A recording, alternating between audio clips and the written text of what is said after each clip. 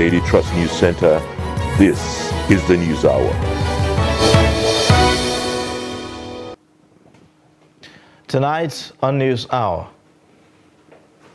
President Tinubu says he invoked the spirit of freedom in Ogun ahead of February presidential election. Troops rescue 20 kidnapped victims, neutralize bandits' leader in Zamfara. 4 people injured as 2-story building collapses in Rivers State. Governor Fubara orders investigation. On the foreign scene, United Nations Security Council to vote to end peacekeeping mission in Mali. Hello and welcome to the News Hour on Trust TV. I am Ayuba Ilya. Thanks for joining. And now the news in details. President Bola Tinubu says he invoked the spirit of freedom and determination in Ogun State when he faced some hurdles before the February 25, 2023 presidential election.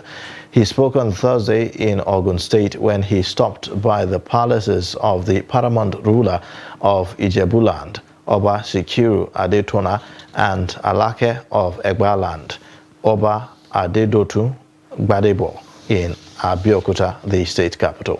The report. The president landed in a Nigeria Air Force helicopter at the Dipo Dina Stadium in Ijebu-Ode, Ogun State, and was received by State Governor Dapo Abiodun. His first port of call was the palace of the Awujale of Ijebuland, Oba Sikiru Adetono. Tinubu recalled the testy times before the last presidential elections, compounded by an ineffective cashless policy implemented by the Central Bank of Nigeria. In light of the challenges in the build-up to the polls and his concerns about the confiscation of funds and failure of the cashless policy, the president said he had sought wisdom and guidance from Oba Adetono. Despite the gloomy outlook, President Tinubu said he had remained hopeful and optimistic about achieving victory. You've demonstrated so much loyalty, so much commitment, voted at a very crucial time. Your monies were confiscated. The cash swap didn't work. It was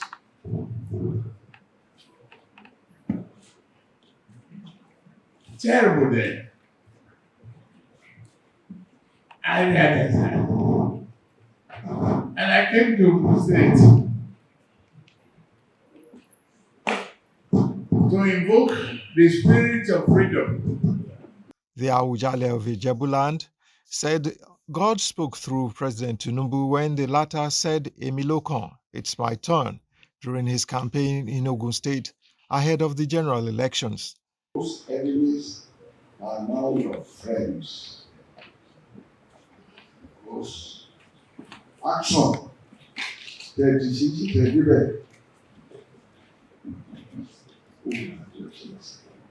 Meanwhile, President Tinubu was also at the palace of the Alake of Egbaland, Oba Adedotu Gbadebo, in Abeokuta, where he called for endurance and patience from Nigerians. The president expressed willingness to listen to Nigerians, maintain an open-door policy, and ensure that freedom and confidence return to the country. He, however, appealed for more support for his government, giving assurances that the country would arrive at a positive destination. The Alake of Egbaland called for more support for the president with a pledge to support his administration. I pray that as you have started well as the President of the Federal Republic of Nigeria, you will end very well.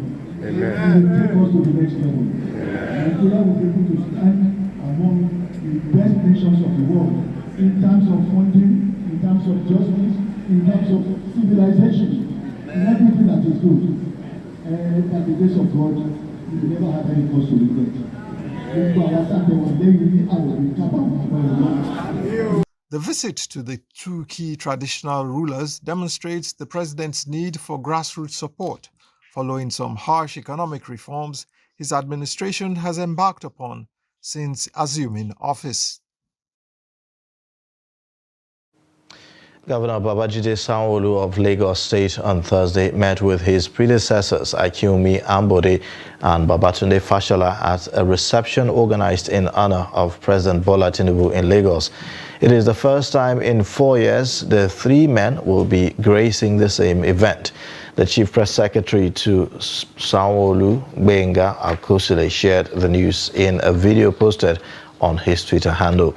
Before the meeting, Sanwo-Olu had paid Ambode a visit during his birthday, a gesture that was celebrated by many Lagosians. Fashola handed over to Ambode in 2015 after the completion of his constitutional two-term, while Sanwo-Olu took over from the latter in 2019.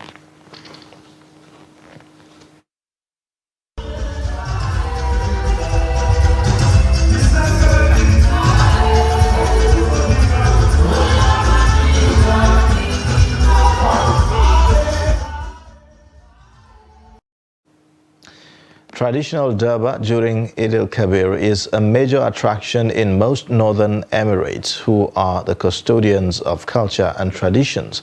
Hawan Sarki and Hawan Daushe are part of the festivities marked in Katsina and Daura Emirates on second day after Salah.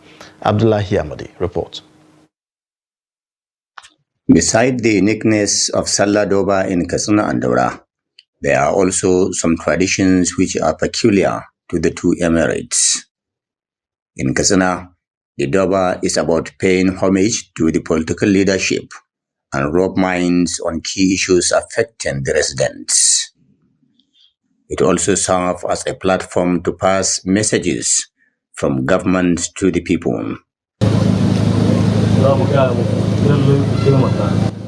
Let me use this opportunity to appeal to the government to encourage sectors that provide gainful employment to our teeming unemployed youth, such as the craft village, BATCs, and the rest. Again, issue of indiscriminate felling of trees should be looked into with a view to encouraging afforestation.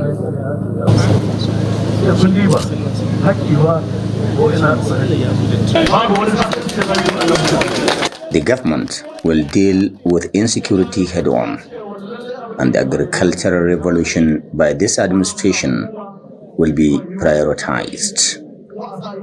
I want to assure people of Katsina State that our administration will work assiduously to make lives better in the next couple of weeks.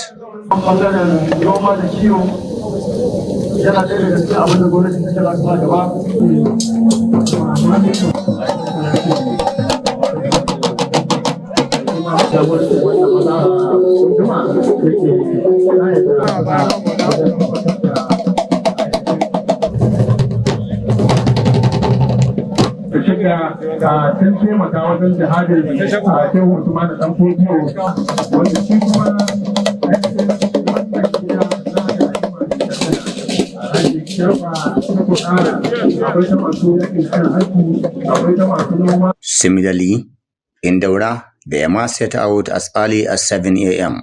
to perform the age-long tradition of paying homage to Magajia, who must always be the first daughter of the Ema.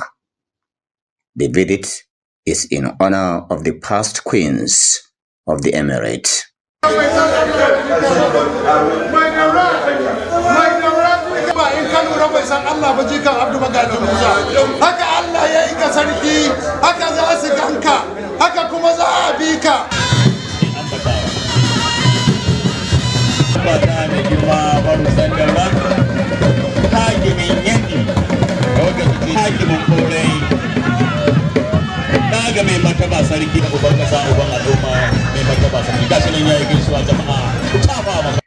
Thereafter, the Ema, accompanied by his district heads, passed through some major streets of Daura town, receiving greetings and prayers from his subjects. On arrival at Kangiwa Square, the Ema receives homage from his district heads and capped it with special messages to his subjects on local and national issues. However, This year's Salah festivities in Katsina and Daura were celebrated amidst harsh economic conditions. Abdullahi Ismayamadi, Trust Television News, Katsina. In a similar vein, the Eid al-Kabir is one of the most important festivals in the Muslim calendar. In Nigeria, people travel to see their loved ones as a way of celebrating the festival. In this report, Noel Samson gets the reactions of park officials and travelers on how the fuel price increase affected their celebration of Salah. For some, traveling is a cause for celebration, but for many others, it is a means to celebrate a special occasion, such like the Eid al-Kabir. However, according to these Nigerians, the cost of fuel has affected this year's celebration because people were unable to travel to see their loved ones. More people they travel, but some there is situation of fuel subsidy make people they are not travel like it, and then government no pay salary. So all the workers they are not get salary to buy ram and enter motor go to home do Salah. But we thank God, people go small, but it's not like the other one where you pass. If you look at it the way they are increasing the price arbitrarily, it is quite unbecoming. Of course, we are aware of the fact that there are some economic policies brought by this government, and it is too early to judge whether they are okay or they will bring something good in the future or not. But whatever the case may be, the increase is way too high. Because if you can see now, just last week it was not more than 6,000, now it is 10,000, more than 50% increase. From where to where, sir? From Kano to from Abuja to Kano. So, sincerely speaking, despite the increase in the fuel price, despite the problem road construction from Kano to Abuja and what have you, sincerely speaking, the increase is way out of the proportion. Before the celebration, the festive period, we came to Abuja paying 9,000 naira, only for you to be going back and they are telling you 12,500 per person. It's not everybody that can afford that. From where to where? From Kano to Abuja, I pay 9,000 naira. Then going back to Kano now, they are telling me 12,000 something. If I can afford it, it's not everybody that can afford it. So I think the drivers are even using the opportunity of fuel. At the time of filing this report, some of the motor parks and recreational centers visited were bereft of travelers and fun seekers. Noel Samson, Trust TV News, Abuja. And back in Abuja, the Eid al-Kabir celebration was low-key on the second day of the festivities as Nigerians struggle with the rising standard of living. Trust TV's Abdurrahman Umar, who visited some relaxation sports around the city centers, says that such sports were a shadow of themselves as they were almost deserted due to the reduced purchasing power of the average Nigerian.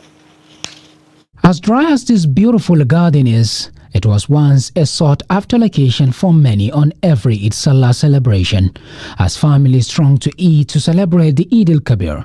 However, on this day, which is the second day of Salah, all seems not too well for the celebrants here, as a result of country's harsh economic realities. Victor Akukogo, who even though is not a Muslim, says he feels for the Muslim Ummah due to the high cost of living, which disrupted their plans of celebrating Eid in a grand style, as they have always done in the past. Yes, I was talking to my brother as I was coming. I see the whole place is somehow quiet. I said, normally we have more people around to celebrate, but we can see maybe due to transport and every other thing, everywhere is somehow scanty. Abba Idris says although he was able to take his family out for the Eid celebration, he found it surprising that he is the only one amongst the very few that were able to do the same. Going to the Eid ground, we have a lot of turnouts of the Muslim faithful, but the celebration is so very low. I was here this morning about 30 minutes with my family to come and have fun here, but to my surprise, the place is empty. It's very unusual, not as we used to have. You know, when you are coming down from the Transcorp, usually around this time you now see, you cannot even pass, you see road safety, all sorts of security. In fact, the place will be blocked. But now it is free. I was able to drive straight inside and park my vehicle. And in fact, there's no people around. Hassan Awal has been in the business of ram selling for over 13 years here in Abuja. He says in all the years he has been in the business, this year has been the most difficult one for him. As according to him, he was able to sell out all his rams and even go back to his family to celebrate Eid al-Kabir with them in all the previous years. Just like last Eid al-Kabir celebration, by now we were able to sell all our rams and went back to our family and enjoy as well as celebrate with them. But in this Eid al-Kabir celebration, even a chicken I could not slaughter. It's very unfortunate.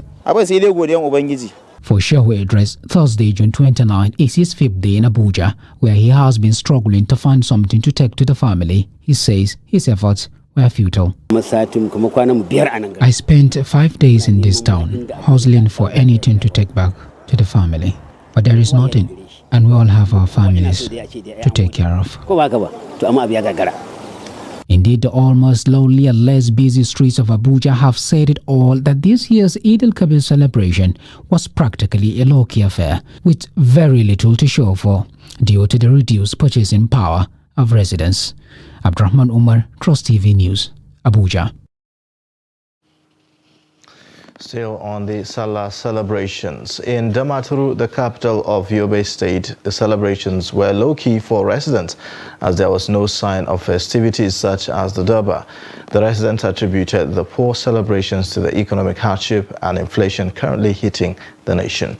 Bitrus Kuruti reports. The streets of Damaturu looked normal with free flow of traffic just like any other day. Activities within the city center had no semblance of a celebration despite being the second day of Eid al-Kabir. However, at the Emir's palace, there were sounds of rejoicing as the drums and trumpets blew for princes and royalties to dance.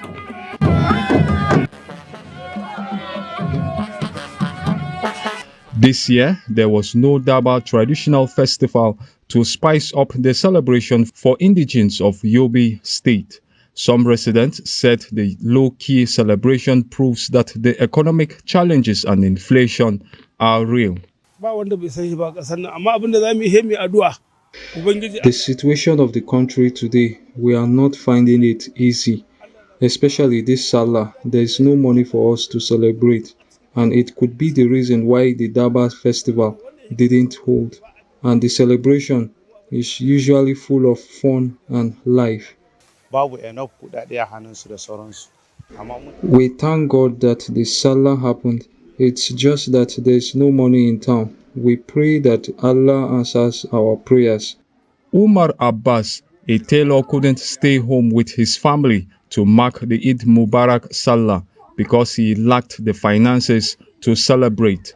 He hasn't had customers for the whole day and decided to watch movies with his apprentice. The Salah happened at a time that things are difficult, especially with this new government.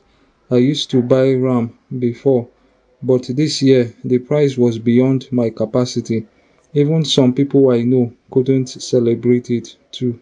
For many residents, the lull in the 2023 Eid al-Kabir is a wake-up call for Nigerians to pray for an improved economy to enable Nigerians enjoy a better life. Bitrus Kuruti, Trust TV News, Damaturu. And on security matters, troops of Operation Hadarin Daji deployed to Shinkafi local government area of Zamfara state have rescued 20 kidnapped victims while on their routine patrol in the area. The victims comprised 2 females, including a housewife who was abducted a week after her wedding, 3 children and 15 males who were kidnapped from different parts of Zamfara and Sokoto state.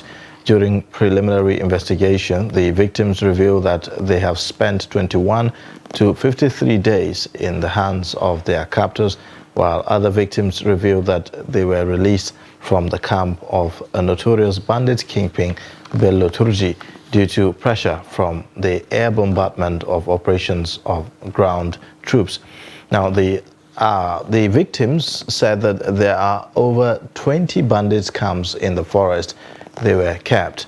The freed victims said that their voluntary release by Turji was as a result of a reconciliation with a team of some personalities suspected to be government officials from Abuja. All the kidnapped victims were debriefed and handed over to the appropriate authorities for onward unification with their families. The police in Kaduna State have arrested 503 suspects for various offences ranging from banditry, armed cattle rustling, culpable homicide, vandalization of rail tracks and other related crimes. Among the suspects is one Ismail Mohammed of Maijere village, Saminaka in Lere local government area of the state, who kidnapped and later killed his brother Kabiru Mohammed after collecting 120,000 as ransom from the family. Parading the suspects at the command's headquarters, the spokesman of Kaduna State Police Command, Deputy Superintendent of Police, Mohammed Jalige, told reporters that the suspects were arrested between May to June 2023.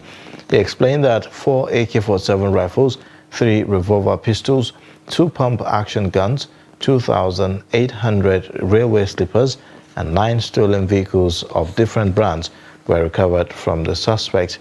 Other recovered items include 2 tricycles, 209 rounds of AK-47 live ammunition, 129 rustled cattle, and 8 sheep.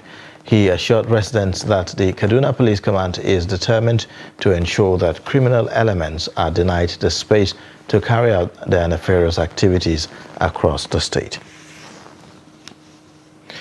A story building under construction has collapsed in the Obiakwa local government area in Rivers State, injuring 4 persons. The structure is said to be erected for hospitality business around the Okilto Junction on Ada George Road. Apart from the 4 persons said to have sustained varying degrees of injuries, no life was lost in the incident. Reacting to the incident, Rivers State government said it will bring to book all those whose actions contributed to the collapse of the building.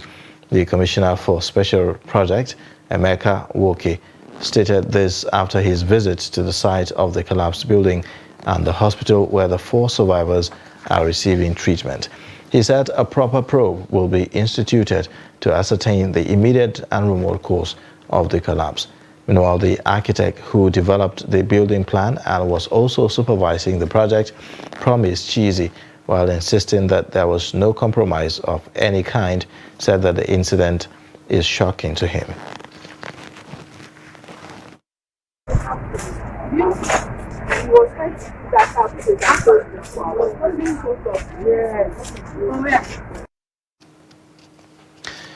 The immediate past Commissioner for Information and Internal Affairs in Kano State, Muhammad Garba, says former Governor Abdullahi Ganduje evolved and ensured the implementation of relevant fiscal policies as well as public participation in budget process. Garba's position followed a report which scored Kano among 5 other states high in transparency and accountability in the budget and procurement process in 2022.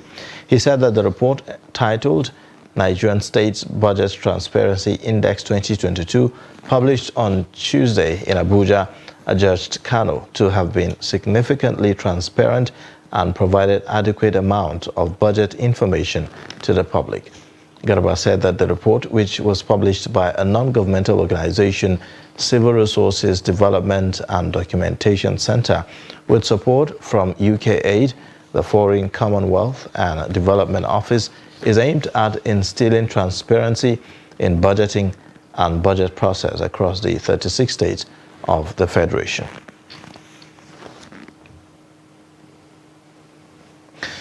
You're watching the News Hour on Trust TV. Coming up shortly, we'll take a look at how Bauchi youths are leveraging celebration for self-sufficiency. Details and more after the break. Now, as part of efforts to support Africa's goal of strengthening. Now looking at the activity chart, as you can see right here, a total volume of 130. Created a Boko Haram crisis that at that time was restricted to Yobe. How secure are they? You can see security men with blood.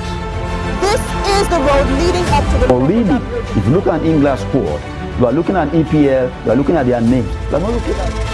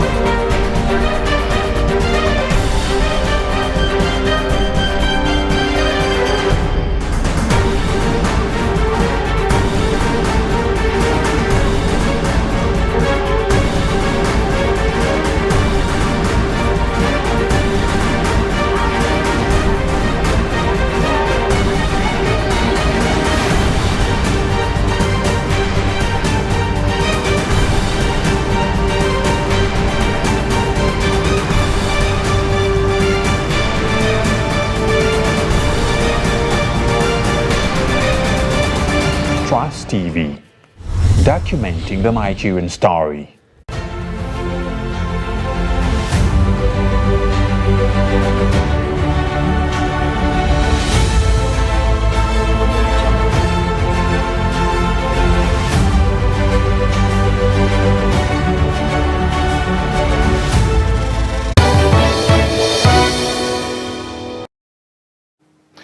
Welcome back. You're watching the news on Trust TV. Here's a look at the top stories.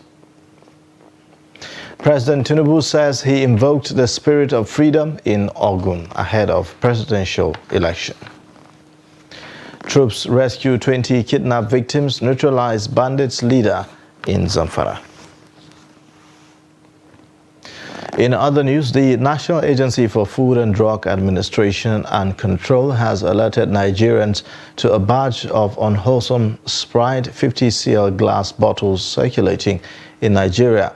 NAFDAC said that the product was discovered following a consumer complaint received and investigated by the Post-Marketing Surveillance Unit of the agency.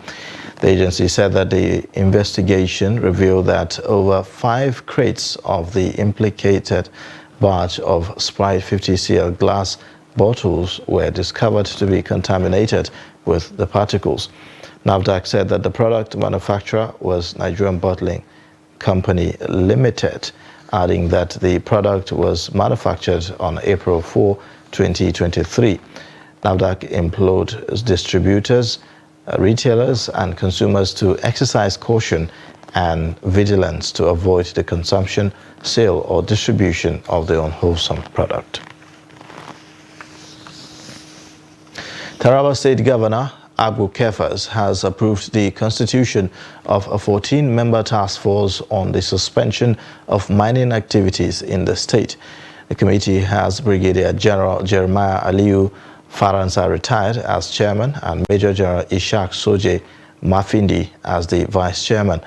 Other members include LCPL Akpana Godwin, Private Ofoli Omini, and Private Ofoli Eket from the Army.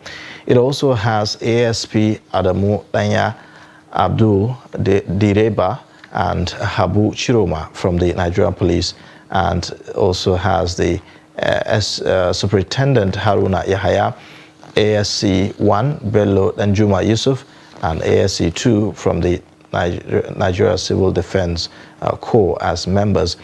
Others include DS Useni, A. Gingir, and HN Vanarua from the DSS. The 14-member task force will be inaugurated on Friday, 3rd of June at the Government House, Jalingo.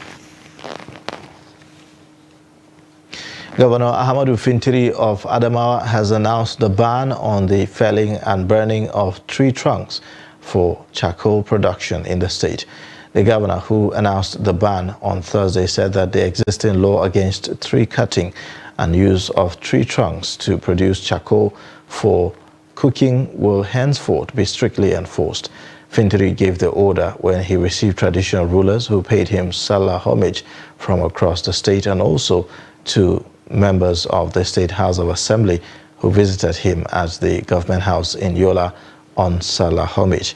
The governor explained that his government decided to be firm against cutting down trees, mostly to burn and produce charcoal, because deforestation had been found to cause extensive flooding around the state.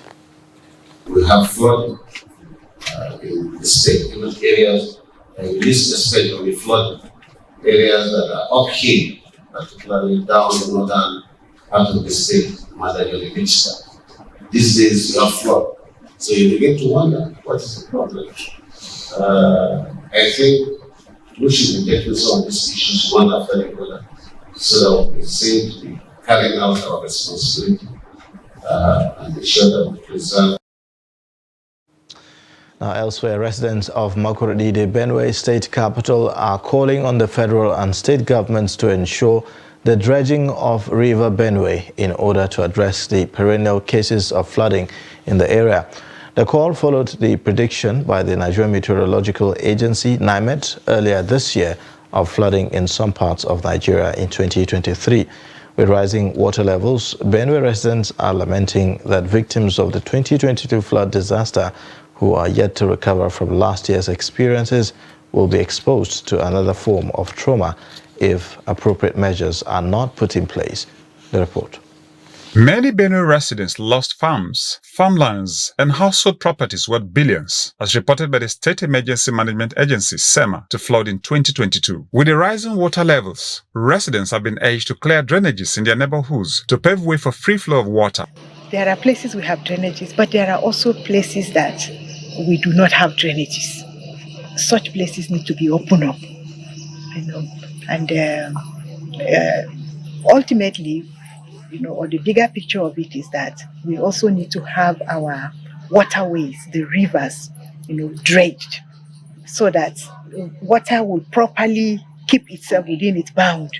Yeah, because most times it's when it comes out that it outflows and then it goes to cause damage. And it's always been tough for particularly the persons affected.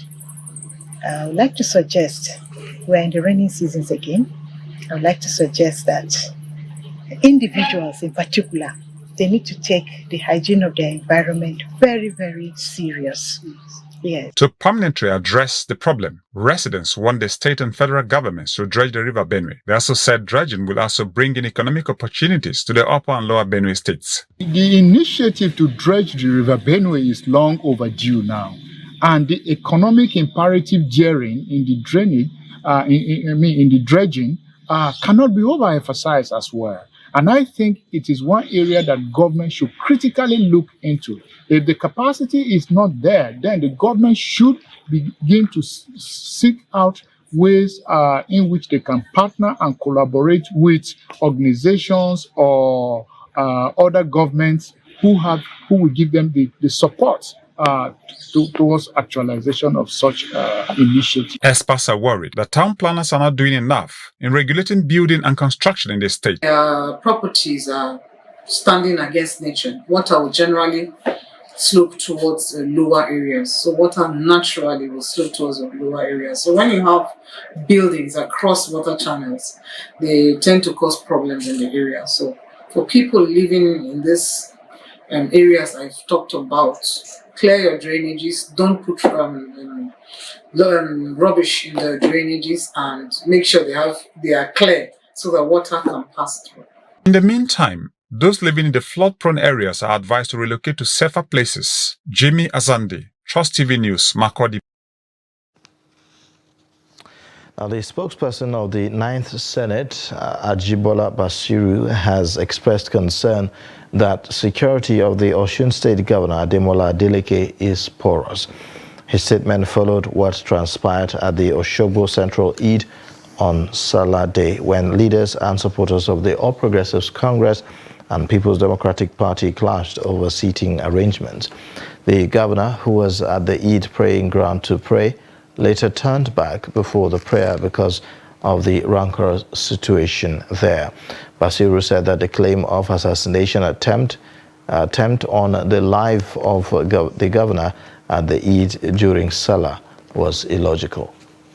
The CPS claimed that some people, some hoodlums, he said it on the calendar, that some talks were seen in about 3 buses, and you saw it, and up to today you have not arrested. The governor left the premises and left talks in 3 buses, and nothing was done to ensure that they were arrested up till now. What I know is that everybody know religion that he practices. Me, I know I'm a Muslim, but some people who don't know whether they are Muslim or whether they are Christian. Like now, I don't know whether Adeleke is a Muslim or is a Christian, but I can send no less than 10 videos of where he's doing praise and worship and rolling himself on the floor in churches. For some people, they need to pretend what they are not, so that they will want to get, vote. Because it's also ironical that somebody who is a Muslim, no matter how hard it is, no matter what issues are involved, to observe 2 rakah should not be an issue that you storm out of an Eid. But in a swift response, a spokesman for the governor, Ademola Adeleke, Rashid Olawole, dismissed as blatant lies claims of porosity in the governor's security architecture, noting that the competence of the governor's team has led to numerous successes recorded by the administration. Olawole alleged that Basiru's agenda to create chaos and stampede with the aim of giving the governor a bad name was foiled. The governor's team is super competent, and that is why the administration has recorded superlative performance in the last 8 months. What happened was that Bashiru's agenda was foiled. His agenda was to create crisis and stampede at the venue. The space was secure for the governor. He came, hijacked the space. Protocol officer approached him. He refused. What he wants is for him to be attacked so that they will blame whatever happened to him on the governor. So we refuse to fall into that trap. Assassination attempt is any plot against a high-profile figure. And that is what happened yesterday. Who brought the talks? Why were they there? What was their mission? We escaped it. We did not allow it to happen. And the governor left this place unscattered. And Basiru has answered the police. And the police is investigating. Meanwhile, Muslims in Osun State on Wednesday observed the 2 Raka'at Eid prayer at various prayer grounds across the state. The chief imam of Afonta Central Mosque, Abdul Wahab Bani, charged Muslims to imbibe the lessons of Eid. Hamid Oegbade reports. At the Freedom Park praying ground in Osogbo, Osun State capital, Muslims converged for the 2 Raka'at Eid prayer. The chief imam of Afonta Central Mosque, Abdul Wahab Bani Afonta, advised Muslims to fear Allah and celebrate the Salah with moderation. Let us seek forgiveness from Allah.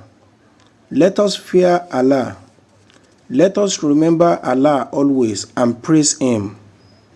Allah is great. All Muslims should fear Allah. Slaughter the animals for the Salah with the fear of Allah when you get home. Some of the worshippers expressed excitement that the Salah celebration brings them joy and happiness. Okay, the significance of Ilia Festival, the Eid, is how important the fulfillment of the covenant Ibrahim alayhi salatu wasalam made with his Lord when he promised that he was going to sacrifice whatever Allah gave to him with regardless. And even in his old age, when he had a child that he was longing for so long of a time, he was willing to fulfill the sacrifice. And when Allah asked him to fulfill his promise, he was willing. And in Allah, in his infinite mercy, bestowed upon him his mercy, and actually turned a situation that could have probably turned bad into a joyous situation that we are all looking forward to in every year. Seeing people that have seen for a very long time celebrating with us, coming from one place to another and traveling around. Thank you and thank God for life, because people that have seen for like a years ago, like last year, Eid al-Mubarak, I'm still able to see them this year again. I thank God for that.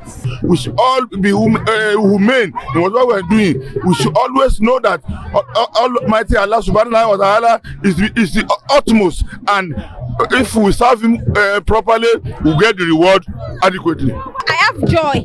I'm happy. Even to wear a new clothes and to see the new people that are around me that are far from me, I'm happy to see them. So I am glad.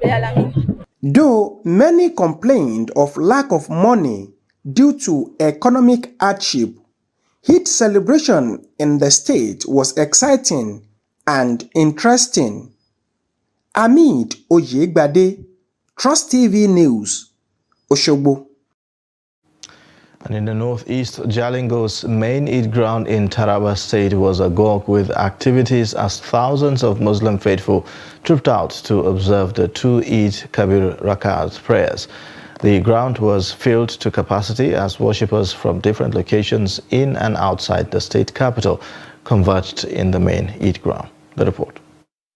As usual, every 10th of Zulhijjah, which is the 12th month of a lunar calendar, Muslims all over the world observe Eid al-Kabir by engaging themselves in supplications, salutations and sacrifices to Almighty Allah as one of the obligatory acts of worship.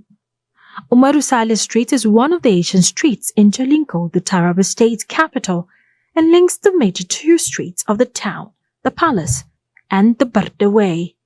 The street is the only way from Emir's palace to the Eid ground, which was filled to capacity for the Eid prayers. In his sermon, the Imam called on Muslims to embrace peace among themselves and among non-Muslims. He further led the congregation in observing two Eid al-Kabir Rakat prayers. Allahu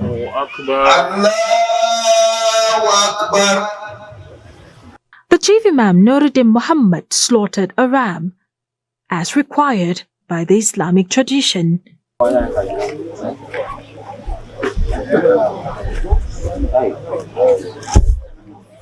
He thereafter shed more light on the sermon. My message today is here Muslim Ummah that they should try to learn the lesson. This is a big day. The Emir of Muri, Abbas Tafida, accompanied by thousands of Muslims including 2 members of the State Assembly, some government officials, traditional rulers, businessmen and all the critical stakeholders, to his palace, commended the present administration for its speedy attempt to improve education, which according to him is a welcome development. Specifically, the subject carried today is Innamal Mu'minina Ikhwatan. All Muslims are brothers. And if all Muslims are brothers, first of all, there is no possibility of a person killing his brother. So there is no possibility of one Muslim trying to kill another Muslim. And if you are not going to kill another Muslim, you will also not kill a Christian either. Because if you kill the Christian and he tries to revenge on the Muslim, you are the one also killing the Muslim. Some worshippers extended their goodwill messages to the people of the state and the country at large. Today, we have witnessed the big Salah, that's Eid Kabir, which as Muslims we have made our sacrifices, and I would like to call on the Muslims to be peaceful. You see, both Muslim and Christian were created by only one God. Okay? So, the issue of division, in those days, even in my family there's Christians, Some of us are Christians, some of us are Muslim. You see, this is the activities of our politicians. It is the politicians because they want to win support of their people. That is why they are bringing religion. Otherwise, religion is not a factor to be reckoned with. The occasion, which showcased the rich tradition of the people, was conducted under a peaceful atmosphere. As the Salah celebrations continued on Thursday, some youths in Bauchi State have resolved to make life more meaningful for themselves as they concentrate on sales and sharpening of knives as a business, especially during the annual Salah festivals. The youth told Trust TV that with that trait, they are sure of being self-reliant. Adam Imam reports. With the celebration in its second day, some youths within the state capital took advantage of the period to make ends meet by selling knives and sharpening others to customers who do the slaughtering of animals less strenuous. They said the business is flourishing despite the economic downturn as more people patronize them during Salah. This has been my business for over 15 years. In spite of the economic challenges, I was able to make it, but now things have changed to the extent that price of the machine we use to sharpen knives have tremendously increased. That notwithstanding, we are trying to adapt the situation in order to stay in business. This business is helping us a lot because since we usually visit the weekly markets for patronage and during Salah periods we come to town, we are enjoying, but if changes come, we will embrace them fully. For me, I will use the little I have to go back to school soon because I have a dream for my future by God's grace. Honestly, the hike in the price of fuel touched virtually everything. I went all the way to Katsina State to buy this iron. Transportation is now 8,500 naira as against 3,500 naira the previous years, so it is not easy. Nowadays, they measure the raw materials to know the weight using kilograms. Right now, we have our own share of the hardship. For those who have the means of partaking in the sacrifice, the rise in price of animals and knives notwithstanding, the celebration must continue. I come to sharpen my knives because if you want to slaughter, Prophet Muhammad say, don't suffer your cow or your own the animals. If you want to slaughter them, don't suffer them. That is why you have to sharpen your knife. If you come to slaughter, you do it once and for all. This one is good for slaughtering animals, especially cows. We resorted to buying and sharpening them according to the Islamic injunction that says, don't suffer yourself and the animals while making a sacrifice. The sharing of Salah meat with family members and the less privileged, especially those who cannot afford to buy the animals, enable many to feel a sense of belonging, as this is part of the worship that earns faithful more reward from God. Adam Imam, Trust TV News, Bauchi. Still in the spirit of Salah celebrations, some celebrants of this year's Eid al-Kabir who could not afford sacrificial animals in Jos, the Plateau State capital, have appreciated their neighbors for sharing their sacrificial meat with them. The celebrants who welcomed the gesture said that they would continue to appreciate how they were treated by their neighbors, especially at this time of economic hardship. The celebration of the Eid al-Kabir often begins with the slaughtering of sacrificial animals for those who can afford the animals. According to the Islamic traditions, the sacrificial meat should be divided into three: one for the family consumption, another for friends and neighbors, and another for the needy. Okay, I am indeed grateful to God who has spared our life to witness another Eid al-Kabir. We also appreciate Allah subhanahu wa ta'ala for providing for us to sacrifice our sacrificial animal. Yes, Alhamdulillah, due to the fact that it's a sacrifice made to the Muslim Ummah, actually I follow the dictate by the teachings, of which the sacrificing animal that should be shared into 3, which I did, and then alhamdulillah I've shared to the needy. I am privileged to sacrifice the ram, and I divided it into 3. One part is for my family, while I share the remaining 2 parts to neighbors and the needy. The huge price of sacrificial animals, especially rams, and the lack of money has forced many not to buy the animals this year. However, they were not left out of the celebration. People from far and near have done their best. They have shared their meat with me. My neighbors and I have a good relationship. Sometimes people send the meat in your absence. We intended to sacrifice the animal, but couldn't do it. We thank them for the consideration. Teaching of Prophet Muhammad sallallahu alaihi wasallam that said, anybody that has the ability to slaughter a ram, he should divide it into 3. And for those people that couldn't get that ram for slaughtering, there are a lot of people that their neighbors share the ram into 3. They gave 1 to people, they eat 1, while the 3rd one, they eat it, and they give sadaqat to needy people. Many celebrants of this year's Eid al-Kabir decry the high cost of essential commodities for the festival, particularly the sacrificial animals, which hundreds of thousands of them could not afford. Ado Musa, Trust TV News, Jos.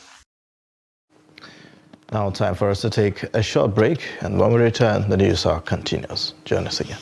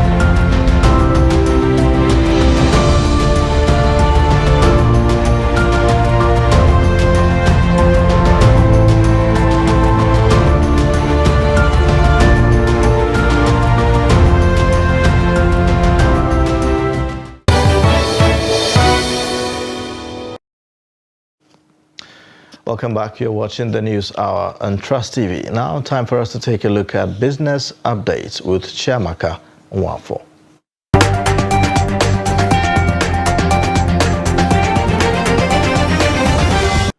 The Nigeria Data Protection Commission, NDPC, says the Central Bank of Nigeria, CBN's new directive to banks to obtain social media handles of their customers as part of enhanced customer due diligence (CDD) regulations is against the law. The Commission said it is already engaging with the Apex Bank on the issue because there are basic principles to be met when collecting citizens' data. This was made known by the National Commissioner of NDPC, Vincent Olatunji, in a statement issued by the Commission's head of media, Itunu Doshekun, on Thursday in Abuja. Olatunji added that they would be inquiring on why the CDD regulation came up and how best to resolve that in line with global best practices. Recall that on June 25th, the CBN issued guidelines directing deposit money banks to collect and verify social media handles as part of their Know Your Customer procedures. Telecommunication firms have said that they will not be forgiven the 120 billion naira unstructured supplementary service data debt banks owe them. They stated that banks must pay the debt, insisting banks would be disconnected once every effort at resolution was exhausted. This was disclosed by the chairman, Association of Licensed Telecommunications Operators of Nigeria, Benga Dibayo. According to him, banks are yet to positively respond to telcos threatening the continued usage of USSD for financial services. This is following a disconnection notice issued to the banks recently following regulatory approval from the Nigeria Communications Commission to disconnect banks from USSD access. And finally, most emerging markets' currencies weakened on Thursday as the dollar gained on the back of hawkish comments by major central bankers, while Sri Lanka's sovereign dollar bonds rose after the government made its latest debt restructuring pitch. The greenback USD strengthened to a 7-month high against the Japanese yen. The Chinese yuan weakened despite the People's Bank of China setting a much stronger than expected official rate. Sri Lanka's sovereign dollar bonds rose by as much as 0.77 cents earlier in the session, according to TradeWeb data. South Africa's rand dropped 0.2%. Turkish lira kept near a record low at about 26 to the dollar, while the Russian ruble weakened to 87 against the dollar, hampered by domestic political instability after an aborted mutiny over the weekend. And that's it on Business News. I am Chiamaka Nwafo.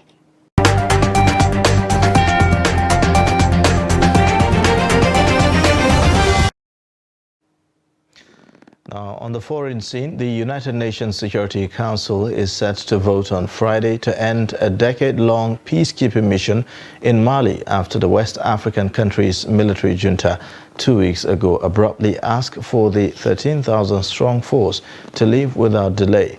The planned end of the operation, known as MINUSMA, follows years of tensions and government restrictions that have hobbled peacekeeping air and ground operations since Mali teamed up with Russia's Wagner mercenary group in 2021.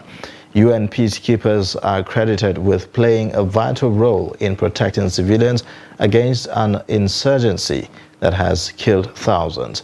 When asking for MINUSMA to leave, Malian Foreign Minister Abdoulaye Diop told the Security Council earlier this month that there was a crisis of confidence between the UN operation and the Malian authorities. And in sports news, Nigeria's women national football team, the Super Falcons, are now ranked 40th in the world, an improvement from their last ranking in May. According to the latest FIFA Women's World Ranking released on Thursday, Nigeria moved up 2 spots from 42nd to 40th in the world.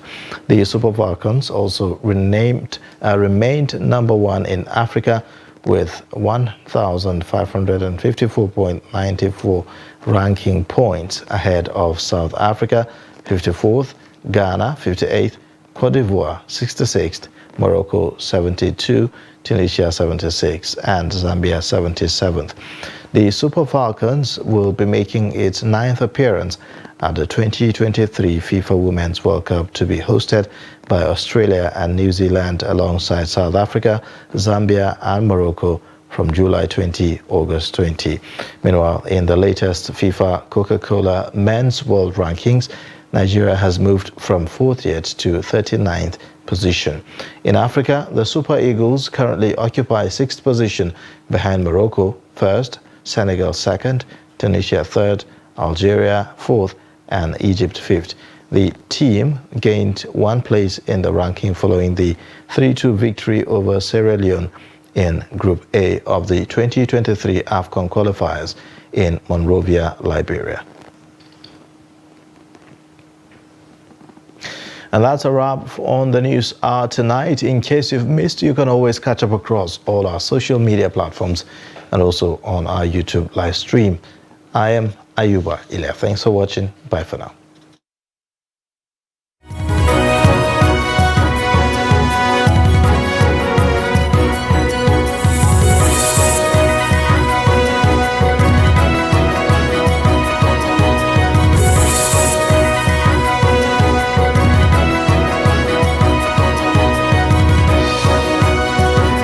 From the Daily Trust News Center, this is the News Hour.